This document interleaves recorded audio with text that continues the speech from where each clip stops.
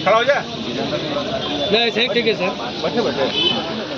Sir काफ़ी 5 साल में काम हुआ और आगे का क्या प्लान है सर लातेहार विधानसभा को, और क्या करना है आगे, कैसे ले चलेंगे सर? अभी जितने काम हुए हैं बावजूद उसके बहुत सारे काम अभी बाकी हैं, उनको पूरा करना है। इस चुनाव के जीतने के बाद जो हमारे अधूरे काम छूटे हैं उनको पूरा करना है। और आपने देखा होगा कि बालूमाथ अस्पताल जैसे विषय पर हमने जिस प्रकार से अपनी सरकार के खिलाफ लड़ाई लड़के अस्पताल को कराया, चंदवा में कम से कम वैसे 15 सड़कों का हमने स्वीकृति दिया और काम प्रारंभ कराया, जो 20 सालों से कभी उस पर एक मिट्टी का ठेला नहीं पड़ा था और वो बिल्कुल चलने लायक सड़क नहीं थे। पूरे क्षेत्र में हमने वैसी सड़कों को चुन कर निर्माण कराने का काम किया है। तो सबसे पहले मेरा उद्देश्य होगा कि सभी गांवों को मुख्य पथ से जोड़ना, ताकि आवागमन की सुविधा हो जाए। शिक्षा और स्वास्थ्य के क्षेत्र में आमूलचूल परिवर्तन हो। शिक्षा के क्षेत्र में तो हम लोगों ने प्राइवेट स्कूल को टक्कर देने की स्थिति में विद्यालयों को खड़ा कर दिया है और उसमें और अभी परिवर्तन होगा। हमारा ये मानना है कि आने वाले समय में अभी जिस वर्तमान सरकार ने जिस त्वरित गति से विकास के काम किए हैं, आने वाले समय में हम लोग और तीव्र गति से विकास का काम करेंगे।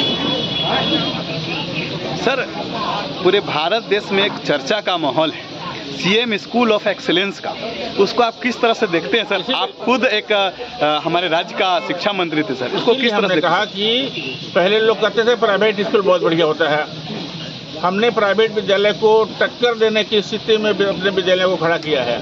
Adarsh Vidyalaya, CM school of excellence, Adarsh Vidyalaya, residential विद्यालय। अभी हमने अपने राज्य में नेतरहाट की तर्ज पर 3 विद्यालयों को स्वीकृत किया है। अर्थात पहले नेतरहाट पूरे हिंदुस्तान में एक स्थान रखता है और ऐसे उसकी तर्ज पर नेतरहाट विद्यालय की ही तरह 3 और विद्यालय को अभी हमने 3 महीने के कार्यकाल में स्वीकृत किया है। हमारा उद्देश्य है कि सभी जिलों में ऐसे विद्यालय हों जहां प्राइवेट विद्यालय छोड़कर लोग हमारे विद्यालय में आए। ये हमारी कोशिश जारी है, आने वाले समय में इसको हम पूरा करके दिखाएंगे। सर अभी का चुनाव में आप अभी किसको प्रतिद्वंदी मानते हैं सर? ये जटिल सवाल है और मैं समझता हूँ कि इसका बेहतर जवाब जनता देगी। सर ग्रामीणों का ये कहना है कि जो अभी 1000 जो मिला है और जन जन तक वो आखिरी पैदान तक मिला है सर, और दूसरे दल का लोग का खंडन किया गया कई प्रखंड विकास पदाधिकारी को, उसको किस तरह से देखते हैं सर? देखिए, जब हम लोगों ने मैया सम्मान योजना लागू किया, 1000 रुपया प्रत्येक महिला को जब देने का काम शुरू हुआ तो विपक्षी घबरा गए इससे और एक फरेब शुरू किया, लोगों को गुमराह करने का, धोखा देने का, एक ऐसा फॉर्म भरवाने की लोग शुरुआत किए जो कभी भी योजना में शामिल हो ही नहीं सकता था। क्योंकि सब लोग जानते हैं कि जब सरकारी योजना शुरू होती है तो उसका फॉर्म सरकारी अधिकारी, कर्मचारी, पदाधिकारी भरवाते हैं और किसी भी फॉर्म में किसी पार्टी का चुनाव चिन्ह नहीं होता है, किसी नेता का तस्वीर नहीं होता है। अगर कोई सरकारी योजना का लाभ मिलना है तो उसमें अकाउंट नंबर मांगा जाता है। ये सब कुछ फॉर्म में नहीं था क्योंकि उनको योजना लागू करनी नहीं थी। केवल 1000 रुपया की योजना जो हम लोगों ने शुरू की मैया सम्मान योजना में, उसको भ्रमित करना था, इसलिए लोगों ने केवल नाम, पता और मोबाइल नंबर मांगा ताकि मोबाइल से मैसेज करके उनको दिग्भ्रमित कर सके।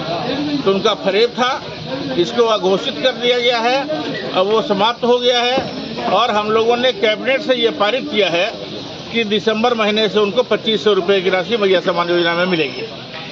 सर आप जनता को क्या संदेश देना चाहेंगे कि अभी जो मैया सम्मान योजना के बदले में जो योजना चलाई गई, जो पूर्णतः वो असंवैधानिक थी, वो चलाया नहीं है, बल्कि एक भ्रमित करने का, लोगों को धोखा देकर गुमराह करने की योजना थी, जिसको जनता ने भी स्वीकार नहीं किया और उनकी योजना स्वतः फेल हो गई।